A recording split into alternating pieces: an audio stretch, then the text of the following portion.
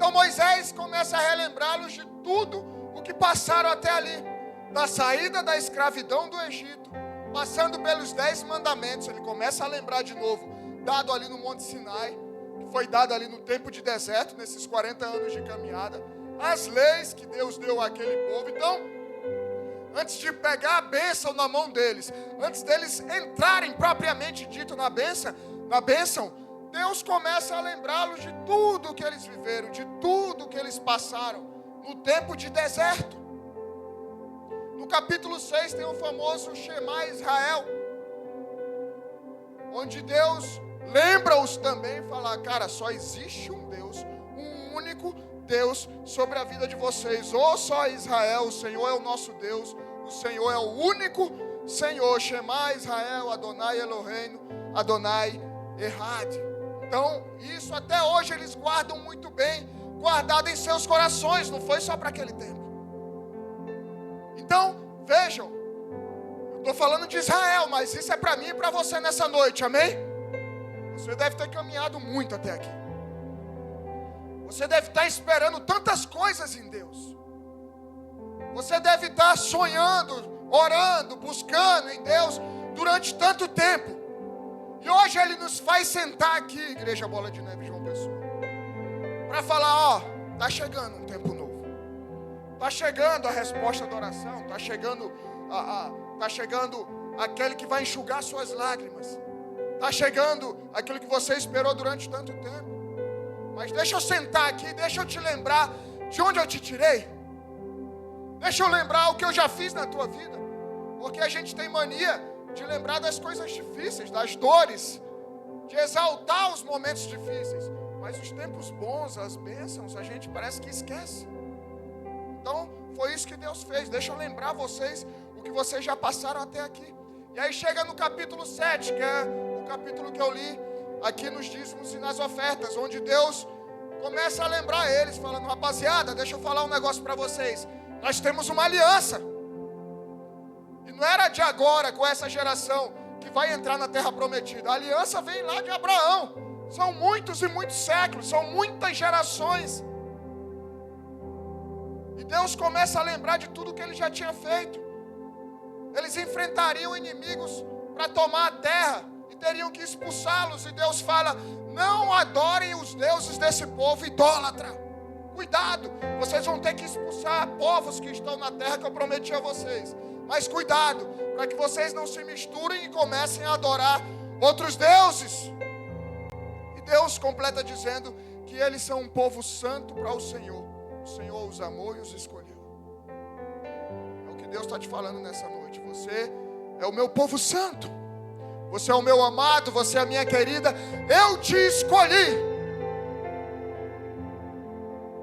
O Senhor lembra a eles que apesar de tudo que eles viveram até ali, bom e ruim, o Senhor te lembra nessa noite que apesar de tudo que você viveu até aqui, de bom ou de ruim, Deus estava com eles o tempo todo. Deus está contigo o tempo todo. E Ele ainda fala: eu sou fiel para cumprir o que eu prometi. Não temam. Olha para o irmão que está do teu lado e fala: não tema. Esse livro no original, Deuteronômio, não é esse nome feio, Deuteronômio, é outro, é Devarim. Esse Deuteronômio é nome grego, é Devarim, que significa palavras. Deuteronômio é um nome grego que significa Deuteros, segunda, e nomos, lei, ou seja, a segunda lei, a repetição da lei. Por quê? Justamente porque eles já tinham recebido as leis, eles já tinham recebido as orientações durante 40 anos no deserto, mas antes deles começarem a viver realmente a promessa do Senhor, Deus senta e repete a lei para eles. Deus senta e repete as orientações para ele. Esse é o livro de Deuteronômio, amém? E aí é justamente onde Moisés tem esse tempo lá com eles, recapitulando tudo o que eles viveram no deserto, como eles deveriam continuar se portando, finalmente entrando agora na terra prometida. Por isso, abre tua Bíblia aí em Deuteronômio capítulo 8. Deuteronômio capítulo 8. E aí, Mari? A mocinha não fica de jeito nenhum ainda lá em cima, né? Tá conseguindo tatuar? Mais ou menos. Bota a formiga para ficar segurando lá. Deuteronômio capítulo 8. Quem achou diz amém. No versículo 1 diz assim, acompanha comigo aí. Tenham o cuidado de cumprir todos os mandamentos que hoje lhes ordeno, para que vocês vivam, se multipliquem, entrem e tomem posse da terra que o Senhor prometeu, sob juramento aos pais de vocês. Lembrem-se de todo o caminho pelo qual o Senhor, seu Deus, os guiou no deserto durante estes 40 anos, para humilhar vocês, para pôr vocês à prova, para saber o que estava no coração de vocês, se guardariam ou não seus mandamentos. Ele humilhou vocês, Ele os deixou passar fome, Ele os sustentou com o maná, que vocês não conheciam e que nem os pais de vocês conheciam, para que vocês compreendessem que o ser humano não viverá só de pão, mas de tudo o que procede da boca do Senhor. Até aqui. Deixa a tua Bíblia aberta aí que a gente vai estudar esse texto. Então vejam que eles estavam sentados diante da terra prometida. Estavam ali na região onde é a Jordânia hoje. Olhando para a terra prometida, olhando para Israel, olhando para Canaã. E antes de entrar, Deus começa a recapitular. Imagina um pai que vai dar um carro para o filho quando ele completa 18 anos. Chegou o tempo, você vai poder dirigir, filho. Mas vem cá, deixa eu te relembrar um negócio. Deixa eu relembrar a história do papai. Talvez o papai não tenha tido carro quando era adolescente, quando era criança. Eu trabalhei muito para poder comprar esse carro, eu ralei. A gente passou dificuldade, me esforcei, deixei de abrir mão de muita coisa para poder te dar o carro. Mas chegou o tempo da tua bênção. Deixa eu lembrar você, honre o seu pai. Honre o sacrifício para você agora receber essa bênção, receber o carro que você tanto esperou. Você também fez por onde merecer. Mas lembre os tempos difíceis, o que o seu pai deixou de comprar para poder comprar o seu carro. Era isso que Deus estava falando com Israel. Senta aqui, vocês agora vão viver o que eu prometi às gerações dos seus pais. Gerações e gerações e gerações sonharam com isso. Vocês vão ter a honra de entrar na terra prometida. Vocês vão ter a honra de receber as bênçãos que gerações esperavam. Mas lembrem de honrar o Senhor. Não se desviem, não se afastem e comecem a adorar outros deuses. E aí Deus começa a lembrar, eu levei vocês ao deserto para provar o coração de vocês. Para aí sim, ver se vocês estavam prontos para receber aquilo que eu tenho para derramar sobre a vida de vocês. Vejam que a sequência desse texto que nós lemos é uma sucessão de acontecimentos, de locais que ocorrem muitas vezes nas nossas próprias histórias. E a gente vai estudar isso nessa noite. A gente vai ver que a sequência desses 3 versículos falam de 3 lugares, de 3 estações, de 3 fases que como igreja nós estamos vivendo, mas que também você vai viver ou está vivendo na sua própria vida. Depois que a gente passa dos 40, quem tem mais de 40 anos aí? Olha aí, glória a Deus, não estou sozinho. Depois que a gente passa dos 40, não sei se é a nossa geração, mas ou é a idade, a gente fica mais nostálgico, né? A gente fica lembrando dos desenhos, das músicas, né? Cara, a galera dos anos 80 só quer saber, né? E falavam que era a década perdida. Que conversa, cara. Muito melhor que hoje. A gente estava nas ruas à vontade, tranquilo, e a gente fica nostálgico. Vocês jovens, vocês vão nos entender, vocês vão ter cabelo branco igual eu. A gente fica nostálgico, cara. Não tinha rede social, era uma paz, era uma maravilha. E muitas vezes eu me pego lembrando de onde Deus me tirou. E aí eu quero que você faça o mesmo agora. Começa a lembrar de onde Deus te tirou. Onde anos atrás você estaria nesse exato momento? Como estava a sua vida, por mais que hoje você possa estar enfrentando luta, guerra. Mas lembra anos atrás o que você não estava vivendo nesse exato momento, como num domingo à noite. Ouvindo aquela música que deixa o cara triste, ainda tem Fantástico, né? Eu não sei, 18 anos que meu domingo é aqui. Então, quando o cara ouvia aquela música do Fantástico, no meu tempo tinha a zebrinha. Quem é do tempo da zebrinha? Da loteria, que dava os resultados, eu morria de medo da zebrinha. Quando aparecia a zebrinha, coluna do meio, não sei o que, eu corria para me esconder. E eu comecei a lembrar de onde Deus me tirou. Há 18 anos eu não tinha perspectiva de vida alguma. Há 18 anos eu entreguei a minha vida a Jesus. Há 18 anos eu só queria beber, farrear. Eu não estava nem um pouco preocupado com as consequências disso. Eu estava cavando a minha própria cova. Há 18 anos eu estava destruindo a minha vida e estava destruindo a minha família. Comece a lembrar onde Deus te tirou. Eu tinha pouco tempo de casamento. Nós tínhamos 2 anos de casamento. Não adianta perguntar a ela porque ela não lembra. Quem lembra sou eu. Tinha quanto tempo de casamento em 2008? É isso aí, ó, tá vendo? Quem lembra sou eu, tá? Nós tínhamos pouco mais de 2 anos de casados. E eu vivendo irresponsavelmente como solteiro. Destruindo meu casamento, destruindo a minha família, destruindo a minha vida. Destruindo a minha vida profissional. Sem freio, sem respeito a ninguém. Fazendo a pastora, minha esposa, sofrer. Nós não conhecíamos Jesus naquele tempo. Ela estava conhecendo. E eu não queria nem saber desse nome, Jesus. E ela sofreu muito. Eu fiz muita gente sofrer. Eu enganei muita gente. Eu menti muito. Eu fiz muito mal a muita gente. Até o dia em que eu estava no fundo do poço. No fundo do poço, literalmente. A vida totalmente destruída. Para mim, naquele tempo, o fundo do poço não tinha mais saída. Eu olhava para cima, não via mais a luz. Tão fundo era o poço que eu tinha me metido. Destruído a minha vida. Parecia que eu ia ter que me adaptar a viver daquele jeito. Me adaptar aos remédios que eu tinha que tomar. Porque fui tomado pela depressão, eu era alcoólatra. Tomado pela síndrome do pânico. Naquele tempo nem se sabia o que era isso. Totalmente dependente químico, imagina. Um cara que era alcoólatra, começa a tomar remédio controlado. O cara vicia do dia para a noite.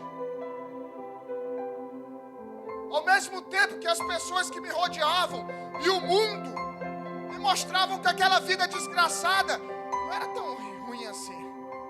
Quem estava ao meu redor achava bonito. Eu era o líder de um grupo de homens casados que saíam sozinhos sem suas esposas para destruir.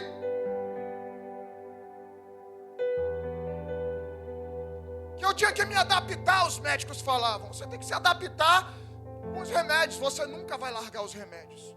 Você vai dependente químico. Você vai tomar remédio o resto da sua vida. Essa era a sentença que a medicina e o mundo tinham para a minha vida. E eu falei, vou me adaptar. Eu já sou um dependente químico, já bebo todos os dias. Já roubava para beber. É besteira. O cara que vivia bêbado todos os dias tomar um remédio pro resto da vida. Isso é besteira.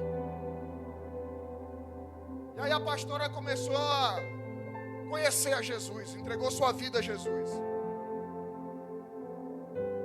Eu me lembro que nas noites onde eu não queria ver ninguém, já não via mais graça em nada na minha vida, ela começava a ler o salmo para mim.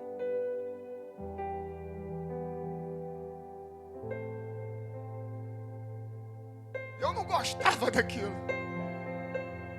Eu não quero esse negócio de Jesus. Eu estou bem com os remédios, com a prostituição, com o álcool. E ela todo dia lia um salmo para mim. Mesmo eu bêbado, mesmo eu de ressaca, mesmo eu pensando em sair para farrear, todos os dias ela lia um salmo para mim. E eu não tinha mais força para sair daquela depressão, daquela crise de pânico. Dia sim, dia não, eu estava no hospital.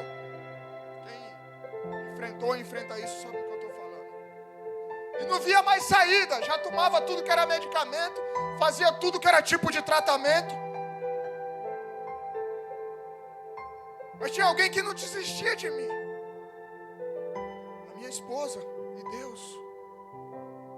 Mesmo eu rejeitando, mesmo eu dizendo não, eles não desistiam de mim. Até o dia que eu tomei a decisão mais importante da minha vida. E a decisão que eu mais temia, como muitos aqui nessa noite. Entregar minha vida a Jesus. Aquilo batia na minha porta todos os dias, eu falava, não, Jesus não, igreja não, nada disso. Eu não preciso disso. E eu lutava contra isso todos os dias. Até que um dia, o Senhor pregando na TV, eu levanto minha mão e aceito Jesus. Já falei para vocês isso aqui, Billy Graham, programa antigo, preto e branco. E no dia 3 de dezembro de 2008, eu tomei o meu último gole de álcool. Sem tratamento, sem medicamento, falei, nunca mais eu ponho isso na minha boca. Não precisei me internar, não precisei nada. Jesus me libertou. E decidi que nunca mais eu retrocederia naquela minha decisão.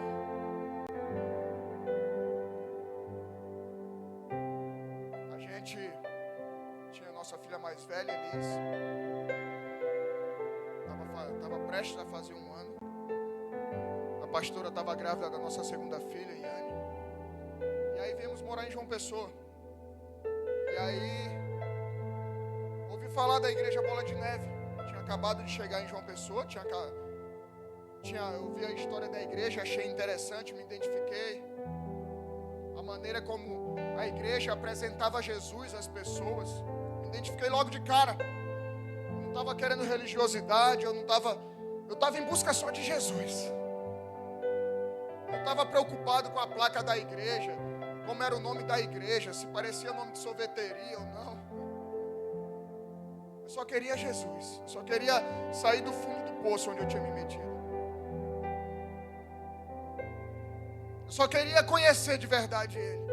Eu não queria religiosidade, eu não queria nada. Eu queria Jesus. Achei o endereço, naquele tempo a internet não era como é hoje, não tinha as redes sociais como tem hoje. Eu não sabia dia, não sabia horário, e descobri o endereço. A igreja estava começando, lá no Bessa, ainda no prédio de trás, meu irmão. E aí, fui lá no dia 30 de dezembro, às 3 horas da tarde, aí estava o pastor na época, e o Gesso, que era um líder aqui da igreja. Eles estavam, na época, o púlpito era diferente, não era essa onda aqui. E eles estavam lixando o púlpito para o culto do dia seguinte, que era o culto da virada, o culto de virada de ano, do dia 31 de dezembro. Aí eu cheguei lá, poxa, tem culto quando, tal? Eu já me identifiquei, já vi os caras tudo tatuado, já vi os caras jovens como eu, inclusive o próprio pastor. Falei, cara, esse é o meu lugar. E aí no dia seguinte nós voltamos para o culto. Era 31 de dezembro de 2008, a primeira vez que a gente pisou nessa igreja, era lá no Bessa, para nunca mais sairmos. Era o aniversário de 1 ano da minha filha mais velha, Elis. Irla grávida de Anne, uns 3 meses de gravidez. Eu nunca imaginei, cara, que ia entrar numa igreja 18 anos depois tá pastoreando essa igreja, olhando lá para trás e vendo tudo que Deus fez na minha vida. Me libertou do álcool, me curou da depressão, de síndrome do pânico e etc. Nós chegamos aqui em 3,5. Era eu, a pastora, Elis tinha 1 ano e Anne estava na barriga. Hoje nós somos 7. É essa palavra que Deus falou em Deuteronômio. Vocês estão para entrar na terra prometida. Eu vou fazer vocês multiplicar, vou fazer vocês crescer. Eu vou abençoar vocês. Nós chegamos aqui com Elis no colo e hoje nós temos 5 filhos aqui. Cadê a foto que eu mandei, Flavinha? Nosso primeiro dia de culto. Olha a gente aqui, ó. Eu, a pastora, eu já tive cabelo preto, tá vendo? A pastora com os cabelos alisados. Elis, aniversário de 1 ano. É a mamadeira ali na boca. E Anne, levanta aí, levanta vocês dois aí. Elis é a mais velha, era essa que estava tomando leite, quem não conhece. E essa daqui é a que estava na barriga. E tem mais 3 lá em cima. Nós estávamos tipo Israel, próximos a entrar na terra prometida, próximos a viver os planos de Deus para a nossa história. E eu nunca imaginei viver o que nós estamos vivendo hoje aqui. Tudo que eu queria era entrar naquele lugar, ter meu casamento restaurado, ser curado e ter uma vida em paz, mas Deus tinha muito mais. E Ele tem muito mais para a tua vida, para a tua história. Nós estamos sentados, olhando para a terra prometida. Será você daqui a uns anos, falando o mesmo que eu aqui? Falando, cara, eu nunca imaginei, eu só fui naquele domingo porque eu queria paz. E Deus fez muito, e muito, e muito, e muito mais. Eu vi todos vocês chegarem aqui. Todos vocês eu vi chegar aqui. Todos os líderes. Javier, Alan, todos vocês, cara. Todos vocês eu vi chegar aqui. Eu vi Deus agir na vida de cada um de vocês. Eu vi Deus transformar as famílias de cada um de vocês. Depois fomos enviados a Patos.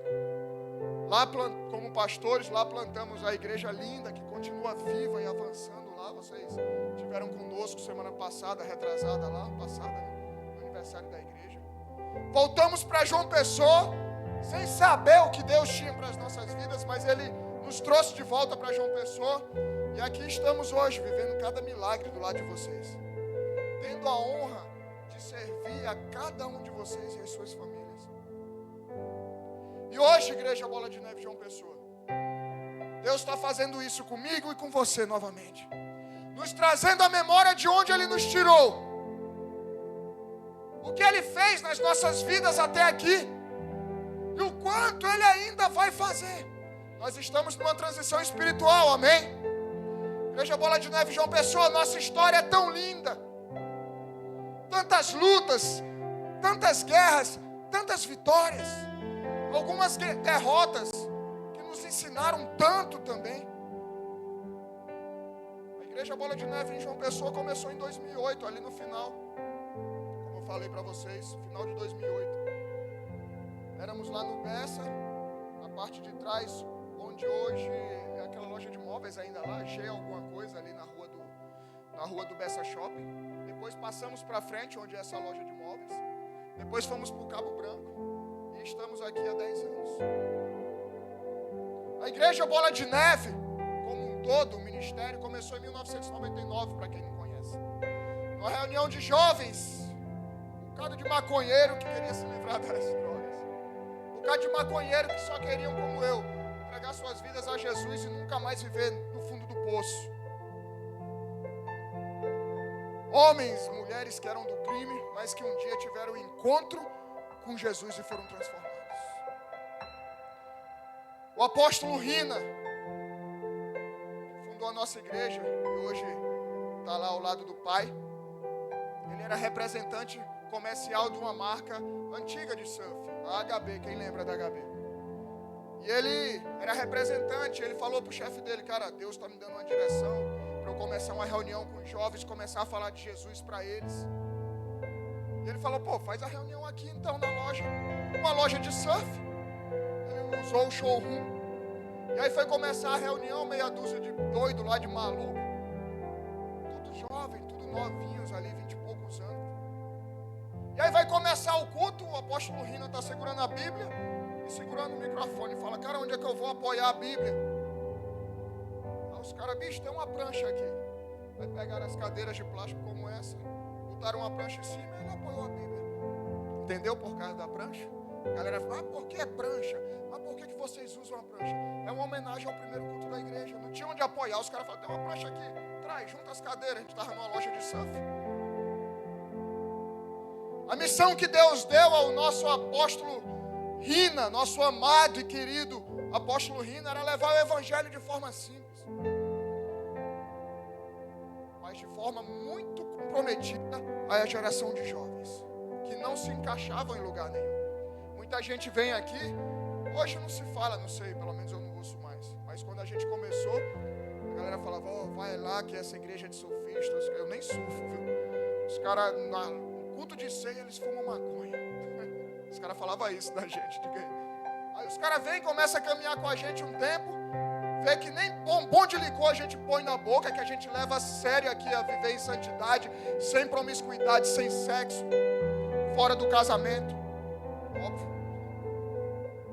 A gente vive diante da palavra de Deus, somos tão falhos como qualquer um outro, mas levamos muito a sério, e muita gente vem achando que é oba-oba, aí não aguenta 2 meses com a gente e vai embora. Fala, não, eu prefiro voltar para o pecado, porque a gente leva muito a sério a palavra de Deus, amém? Então, ninguém falava do evangelho da forma, com os jovens, da forma que eles entendessem, e Deus deu essa direção ao apóstolo Rina. Os jovens não conseguiam entender a palavra de Deus. Era sempre uma forma muito rebuscada ou complicada. Então o apóstolo Rina começou a falar de uma maneira que os jovens entendiam e aplicavam nas suas vidas. Hoje, em todo lugar você vê Bola de Neve Church.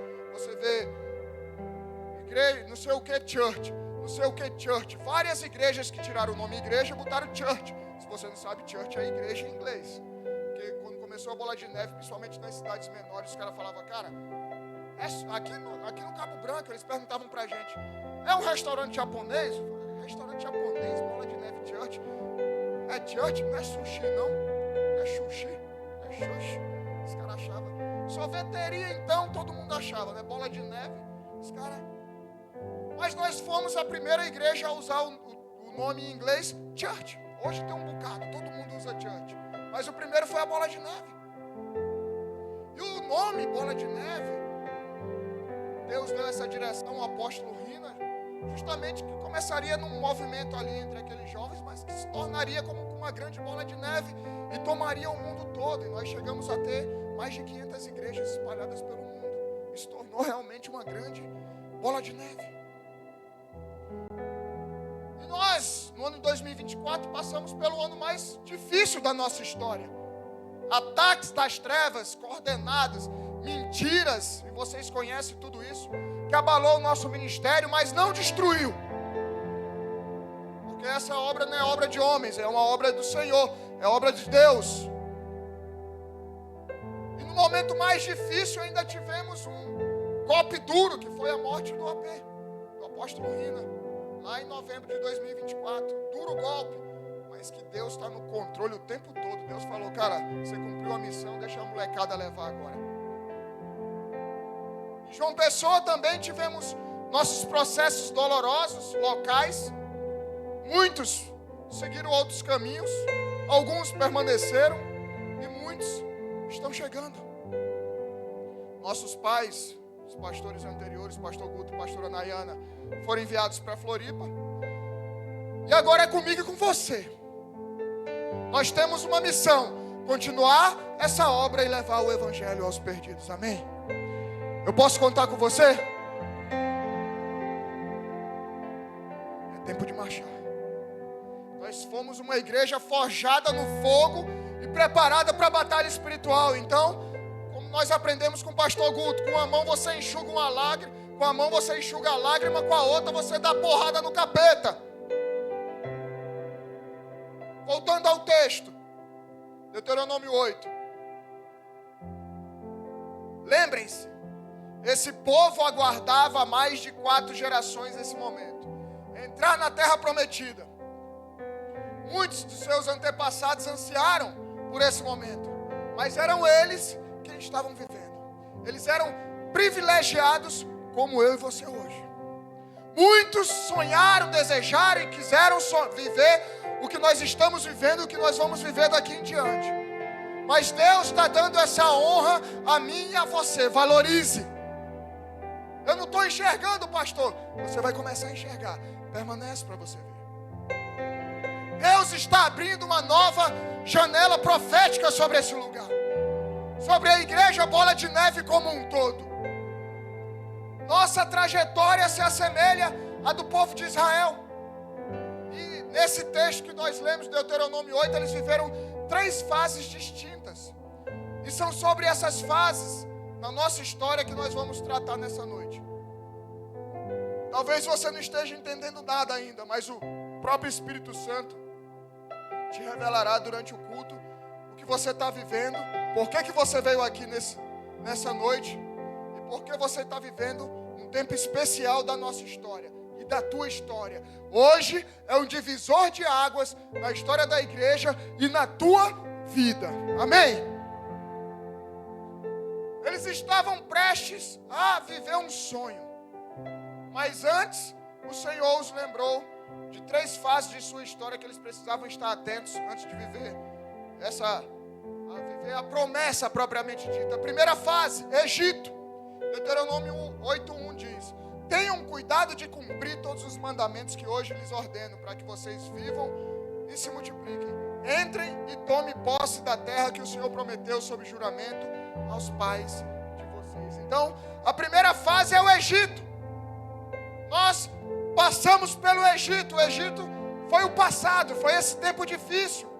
Foi um tempo que ficou para trás. Talvez você esteja vivendo o Egito. E se você está vivendo o Egito, se você está vivendo esse momento difícil, tenha uma certeza, o Egito sempre fica para trás. Nós vivemos isso como igreja. Talvez você já tenha vivido isso também. E uma coisa eu te digo, o Egito sempre deve ficar para trás. O Egito é um período marcado por perdas, por dores, por crises, enfraquecimento. Nós tínhamos mais de 500 igrejas, hoje temos pouco mais de 250 igrejas. Muitas fecharam. Alguns pularam fora do barco em meio à tempestade. Mas mesmo em meio às lutas, Deus nos preservou e mantivemos os altares ao Senhor de pé. Sempre há um povo fiel. Sempre há aqueles que buscam no Senhor a verdade. Quando você tiver a margem do milagre da tua vida, da promessa, da resposta de oração, continue sendo obediente à palavra.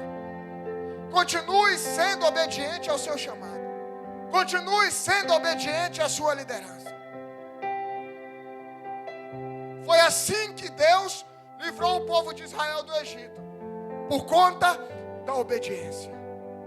É assim que Deus vai te livrar. É assim que Deus vai te levar a uma nova estação. É assim que Deus muda a tua história, através da obediência à palavra dEle, através da obediência daquilo que Ele tem te direcionado, através da obediência daquilo que a liderança te fala.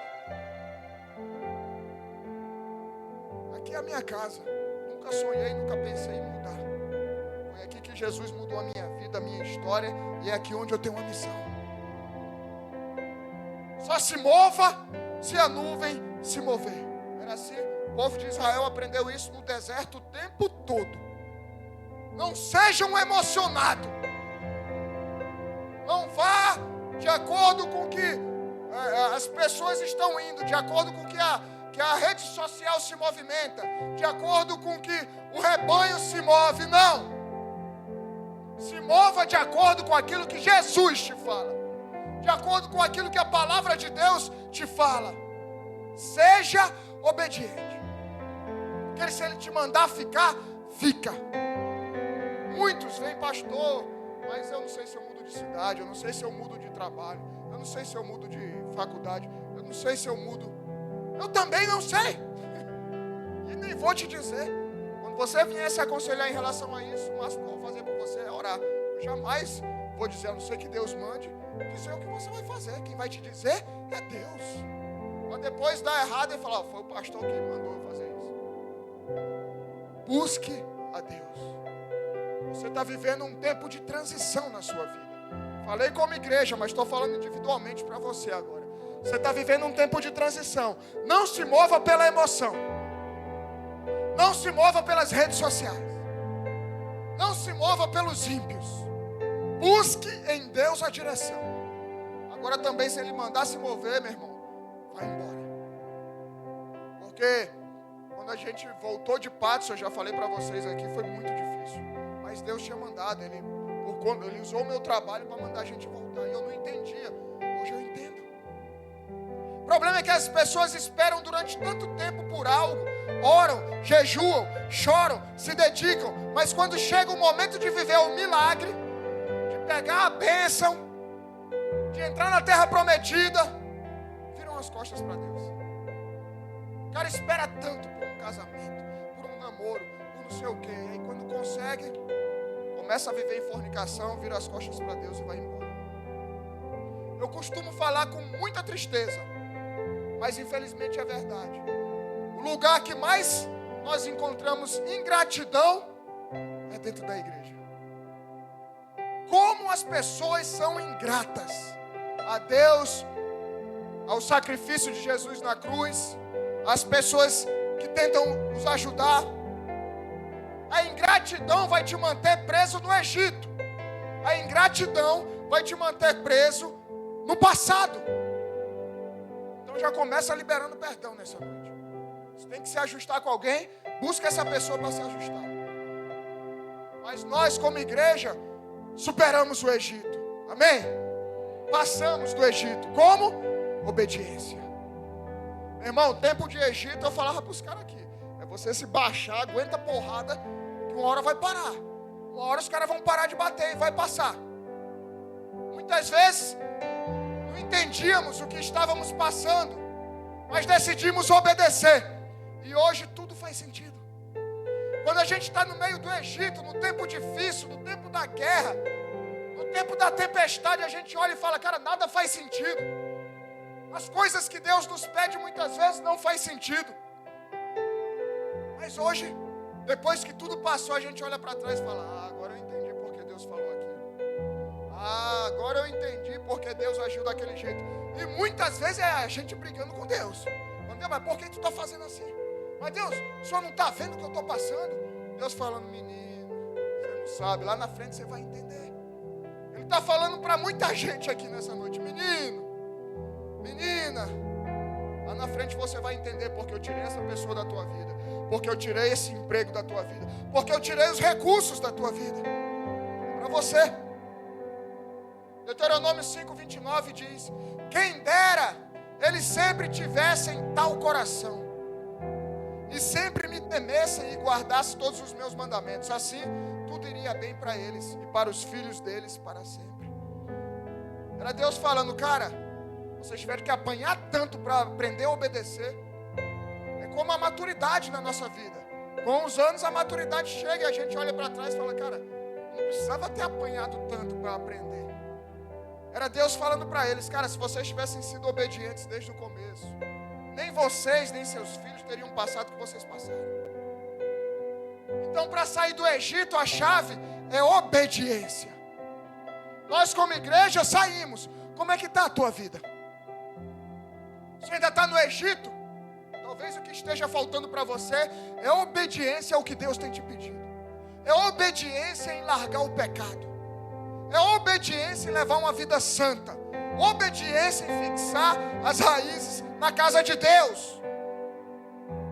Amém? Estou sendo muito duro, vocês estão calados. Vai piorar.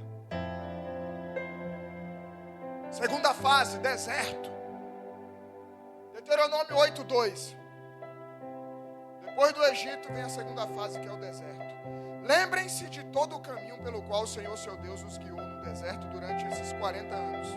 Para humilhar vocês, para pôr vocês à prova, para saber o que estava no coração de vocês, se guardariam ou não seus mandamentos. Deserto é o lugar em que nós estamos hoje, como ministério. É o lugar onde o povo de Israel estava quando recebeu o livro de Deuteronômio. Estavam atravessando o deserto. Nós estamos atravessando o deserto como ministério. Mas como é que está a tua vida? Você está no Egito, está atravessando o deserto? Deserto é um tempo de fortalecimento, por mais que você não entenda. Deserto é um tempo de dependência de Deus, por mais que você esperneie. Deserto é o tempo de transformação. Deserto é o lugar de aprendizado. Não é lugar de morte, como muita gente acha. É no deserto que Deus trata o coração do povo. Restaura a visão. Ensina que a força não vem do homem, mas de Deus. É no deserto, é ou não é? Vê se não é no momento difícil de deserto que você ora mais. Vê se não é no momento difícil de deserto que você começa a vir para os cultos.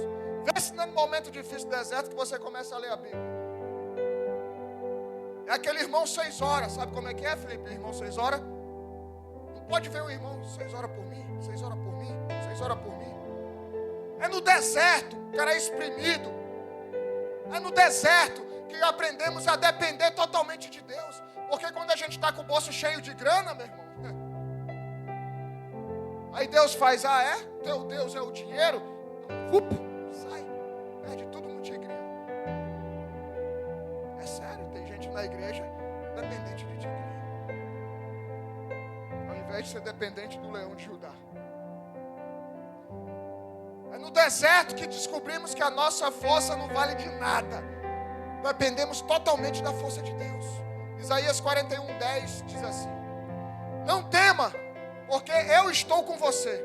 Não fique com medo, porque eu sou o seu Deus. Eu lhe dou forças, sim, eu o ajudo, sim, eu o seguro com a mão direita da minha justiça. Eu me lembro das noites em claro de insônia, doente, ansioso, depressivo. Eu olhava para um lado e para o outro, eu falava, cara, como é que a minha vida vai mudar? Quando a gente está no olho do furacão, quando a gente está no deserto, a gente não vê saída. Mas isso é importante, porque só há uma saída: Jesus Cristo. Jesus Cristo. É no deserto que a gente aprende isso. Que a gente aprende a enfrentar os nossos medos. Que a gente aprende a enfrentar a nossa ansiedade, a nossa preocupação e colocar tudo aos pés da cruz.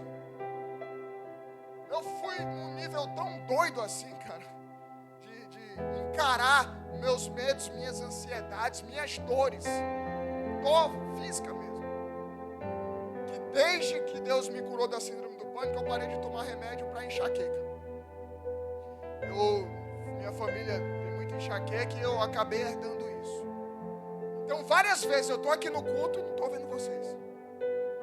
Várias vezes eu estou aqui no culto, a cabeça está daquele jeito. Quem tem enxaqueca sabe como é que é, escurece a vista.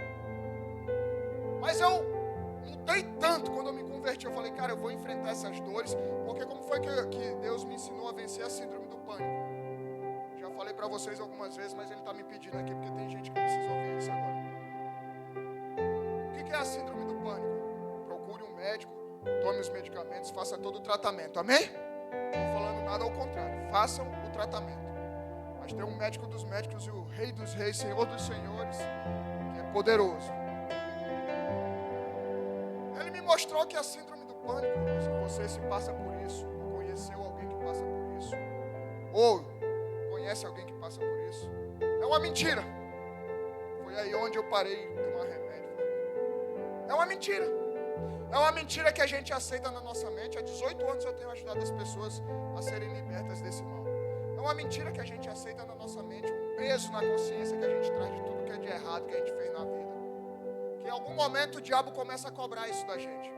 E aquela mentira de que a gente é ruim, de que a gente não presta, de que você vai morrer, que você vai ter um AVC, que você vai ter um problema de coração, vocês estão ligados, né? Passei por tudo isso. Que você vai começar a passar mal. É uma mentira que você fala, eita, é mesmo.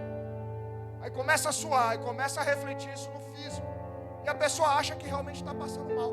Cara, quantas vezes a pastora me levou para o hospital, eu achava que estava tendo um problema de coração, estava tendo um AVC, achava. E aí comecei a encarar isso de frente. Falava, me converti, conheci Jesus. Falava, é? Aí eu não praticava mais esportes, que é uma das coisas, a primeira coisa que o cara para de fazer. Eu sempre pratiquei esporte. E aí Deus falou, volta a correr. Eu falei, mas se eu morrer? Aí eu me lembrei que eu era crente. Se eu morrer, eu vou para o céu. Falei, é mesmo. Aí eu morava no Bessa na época. Aí começava a levantar de 4:30 da manhã para ir correr, tudo escuro. Aí saía correndo. Aí voltava, falava, suando frio, morrendo de medo de morrer, de passar mal. Falei, cara, quem tem esse problema sabe, não não vai ter ambulância aqui, não tem ninguém para me ajudar, vocês estão ligados. E aí eu voltava, chegava em casa, falava, ué, não morri, vou voltar amanhã a correr de novo. Aí eu corria de novo no outro dia. E voltava e falava, não morri. E você sabe, quando a gente está nessas crises, a gente não sai para lugar, eu não ia mais no shopping, eu não dirigia. E aí comecei a vir para o culto, né? Me converti, vinha para o culto. Aí sentava lá atrás. E começava a suar frio. Eu falava, meu Deus, se eu morrer aqui, será que vão chamar, se eu passar mal, vão chamar ambulância, vão chamar médico? Será que tem médico aqui na igreja? Vocês estão ligados, quem passa por isso sabe que o cara fica... Aí começa a suar, começa a passar mal. Aí eu ficava suando lá atrás, mas eu falei, cara, mas se eu morrer, eu estou mais perto de Deus, eu estou dentro da igreja, né? Então se eu morrer, está tudo bem.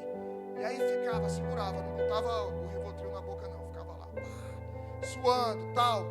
Aí acabava o culto e falava, oxe, não morri, estou vivo. E aí vinha para o culto, eu falei, vou vencer. Até que um dia eu falei, cara, não preciso mais de remédio. Jesus me curou. Eu encarei de frente os meus medos, as minhas ansiedades, porque eu conheci o Deus Todo-Poderoso, que tem um poder sobre as nossas vidas. É Ele, Jesus. Ele é quem cuida, Ele é quem protege, Ele é quem guarda, Ele é quem tem o domínio.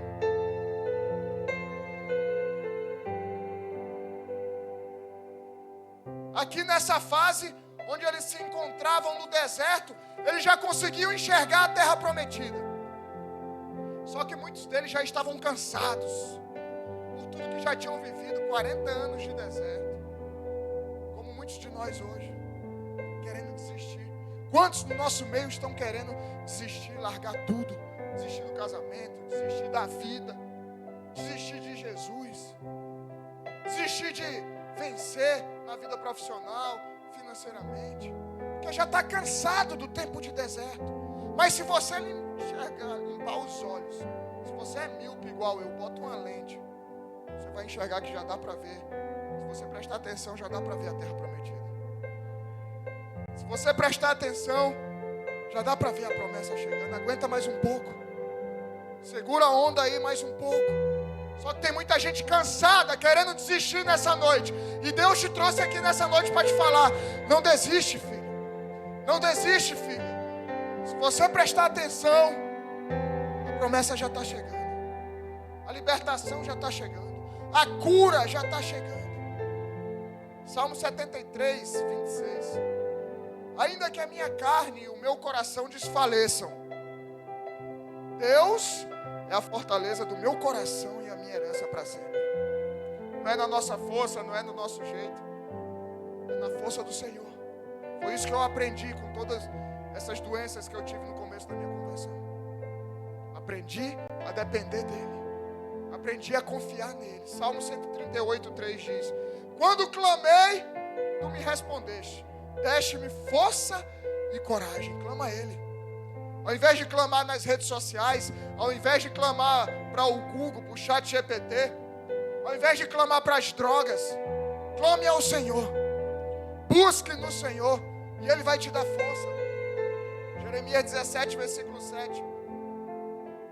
Bendito aquele que confia no Senhor e cuja a esperança é o Senhor, porque Ele é como árvore plantada junto às águas, que estende suas raízes para o ribeiro e não receia quando vem o calor, porque as suas folhas permanecem verdes e no ano da seca não se perturba, nem deixa de dar fruto. Aquele que está alicerçado em Jesus, aquele que confia no Senhor, aquele que está como que uma árvore plantada junto às águas, com as suas raízes em Jesus. Depois virão outros desertos, depois virão outras secas, depois virão outros momentos difíceis. Essa é a vida, é o ciclo da vida. Tem tempo bom, tem tempo ruim e assim vai. Mas aquele que está alicerçado, enraizado em Jesus, vai continuar dando fruto nos tempos difíceis, vai continuar feliz mesmo em meio à dor. Eles estavam vendo a promessa com seus próprios olhos, mas estavam cansados de tantas lutas. A minha oração, levanta a tua mão no teu lugar, é que o Senhor renove as suas forças nessa noite. é que o Senhor te dê forças, que o Senhor abra os seus olhos espirituais, para que você enxergue que a promessa está chegando. Permanece, continua marchando, continua acreditando. Que o Senhor renove as tuas forças nessa noite. Aplauda o Senhor.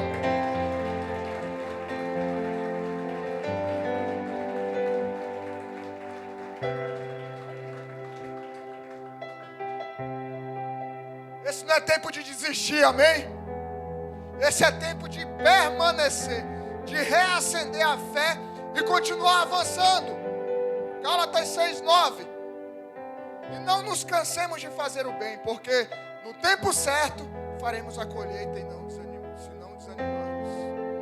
Continue fazendo bem, continue fazendo certo, continue buscando a Deus. Por mais que estejam tentando te corromper, por mais que as situações e as circunstâncias tentem te corromper, te afastar do Senhor, permanece firme, que a colheita é certa. Se você está semeando, você vai colher. Josué 1:9, quando eles entraram na terra prometida, não foi eu que ordenei? Seja forte e corajoso, não tenha medo, nem fique assustado, porque o Senhor seu Deus estará com você por onde quer que você andar. Ele está contigo. O maior interessado em ver a tua vida transformada, ver você vivendo os teus milagres e as tuas promessas, é o próprio Pai. Quem é pai, quem é mãe, sabe aqui. Quem mais quer ver os filhos felizes, vivendo o melhor que a gente, é o próprio pai e a própria mãe. Imagina Deus. Isaías 40, versículo 31. Mas os que esperam no Senhor renovam as suas forças. Sobem com asas como águias, correm e não se cansam, caminham e não se fatigam. Permaneçam, permaneçam. E a terceira e última fase é a fase de Canaã, na terra prometida, Deuteronômio 8:3. Ele humilhou vocês, ele os deixou passar fome, ele os sustentou com o maná que vocês não conheciam e que nem os pais de vocês conheciam, para que vocês compreendessem que o ser humano não viverá só de pão, mas de tudo que procede da boca do Senhor. Se você aprender a depender de Deus, se você aprender a depender daquilo que sai da boca de Deus, você vai chegar no lugar da promessa. Canaã representa o cumprimento da promessa, o tempo de vivermos tudo aquilo que Deus nos preparou durante a nossa caminhada, para a sua vida e para o ministério Bola de Neve. Um novo tempo, um tempo de crescimento, de expansão, de envios, de fortalecimento, de conquista. Tem chegado esse novo tempo, se preparem para essa nova estação. Envios, conquista, avanço, expansão, plantação de igreja, vidas salvas, a sua vida transformada, o seu casamento restaurado, você vivendo e avançando profissionalmente como você nunca imaginou. Está chegando esse tempo, mas permaneça. Canaã é a confirmação de que Deus nunca abandonou o seu povo. Eles entraram na terra prometida e estão lá até hoje, Israel. Canaã é a confirmação de que Deus nunca abandona o seu povo e que a promessa será maior do que tudo aquilo que foi perdido no meio do caminho. Não fique se lamentando pelo que ficou no meio do caminho. Não fique se lamentando por aquilo que ficou para trás, porque a promessa é maior do que tudo que foi perdido no meio do caminho. Na verdade, foi o próprio Deus quem foi arrancando tudo isso durante o tempo de deserto. Aquilo que precisa ser retirado, Ele mesmo vai retirando. Aquilo que precisa ser afastado, Ele mesmo vai afastando. Vejam que no texto Deus viu tudo que o seu povo enfrentou. A fome, as necessidades, muitas das provações foi o próprio Deus quem enviou. Para aprendermos que não é só de pão que viverá o homem, mas de tudo que sai da boca do Senhor. Ele precisa provar o nosso coração para saber quem realmente é fiel a viver as promessas. E Ele está fazendo isso nesse momento, provando o teu coração, sabendo onde está a tua esperança, sabendo onde está, onde você confia, onde estão os teus alicerces. É no deserto, nas provações, nas dores, que nós aprendemos a depender de Deus. Para continuarmos as nossas histórias, é preciso aprendermos a confiar e depender do Senhor. Só assim nós vamos entrar em Canaã. Provérbios 3, versículo 5 diz: confie no Senhor de todo o teu coração e não se apoie no seu próprio entendimento. Reconheça o Senhor em todos os seus caminhos e Ele endireitará as suas veredas. O louvor já pode se colocar aqui. Joel 2,25, recebe essa promessa sobre a tua vida, essa palavra profética sobre a tua vida. Levanta a tua mão aí, Joel 2,25. Restituirei os anos que foram consumidos pelos gafanhotos, o migrador, o devorador, o destruidor, o meu grande exército que enviei contra vocês. O Senhor vai restituir tudo aquilo que te foi roubado durante o tempo de deserto, durante o tempo de Egito, em nome de Jesus. Zacarias 9:12, levanta a tua mão de novo, eu quero profetizar de novo sobre a tua vida. Voltem para a fortaleza, ó prisioneiros da esperança, voltem para a casa do Senhor. Também hoje anuncio que lhe restituirei tudo em dobro. Recebe aí na tua vida, em nome de Jesus, em dobro, tudo aquilo que foi roubado. Amém? Eu falo brincando que nós éramos 3,5 quando chegamos aqui. Porque era eu, a pastora, a Elis mais velha, 3. E Anne, que era uma bebezinha de 3 meses lá na barriga da mãe. Na verdade, no ventre da mãe lá. Não tinha nascido ainda. Por isso que éramos 3,5. Quantos nós somos hoje? 3,5 vezes 2. O Senhor restitui em dobro. O Senhor derrama em dobro. Eu não entendi. Eu chorei, sofri. São 18 anos de guerra. Mas hoje eu posso ver com os meus próprios olhos a restituição em dobro. Igreja Bola de Neve, parecia que tudo que nós tínhamos vivido era o fim. Pode parecer que tudo que você está vivendo é o fim, mas na verdade é o início de um novo tempo. Transição é assim, é guerra, é tempestade, é doideira. Parecia o fim, mas era o início dos cumprimentos das promessas de Deus sobre as nossas vidas. Permaneça, lute, pois tudo será restituído em dobro. E aqueles que forem fiéis até o fim, verão com seus próprios olhos. Igreja Bola de Neve, João Pessoa, um dia aquilo que o Senhor te prometeu irá se cumprir. Aquilo que você orou, jejuou, clamou nas madrugadas, muitas vezes de joelhos e olhos marejados, o Senhor vai derramar sobre a tua vida. E o interessante é que eles já tinham passado por aquele lugar. Eles já tinham visto a terra prometida. Quando eles saíram de Israel, quantos anos depois eles entraram na terra prometida? 40 anos, amém? Mas quando eles saíram de Israel, saíram do Egito e foram em direção a Israel, caminhando pelo deserto, em 2 anos eles chegaram na terra prometida. 2 anos. Já tinha tudo resolvido. Só que ao chegar lá, Moisés falou em Números capítulo 13, pegou 12 espias, falou, vão lá, olha, espiar a terra, tragam um relato que a gente vai tomar a terra que é nossa, que Deus prometeu pra gente. Aí dos 12, 10 fala, meu irmão, os caras são gigantes, voltaram chorando, morrendo de medo, não dá pra gente não. 2 falaram, cara, é bênção, olha os frutos, são maravilhosos, a gente consegue vencer esses gigantes. Josué e Caleb. Então em 2 anos eles já tinham chegado na terra prometida. Em 2 anos eles já viram a promessa se cumprindo. Só que tiveram medo. Só 2 homens não tiveram medo, Josué e Caleb. E dos que saíram do Egito, durante a caminhada dos 40 anos, só 2 não morreram pelo caminho. E entraram na terra prometida. Quem? Josué e Caleb. Os demais morreram no deserto. E quem é esse povo todo? Milhões de pessoas que entraram, pastor.